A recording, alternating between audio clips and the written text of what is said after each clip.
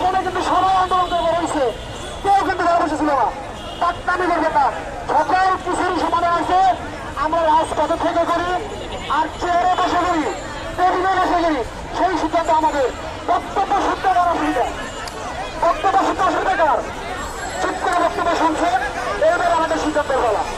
3 রবিবার আমাদের মাঝে আসছে, তাকে আমরা জানিয়ে দেবো তার সাথে আমরা যাবো কিনা। যদি যাই সে আমাদের নিয়ে যাবে, আর যদি না যাই পরবর্তী কর্মসূচি কি হবে সেটা আমার সিদ্ধান্ত মতো জানাবো সবাইকে। সে পর্যন্ত সবাই অবস্থান এখানে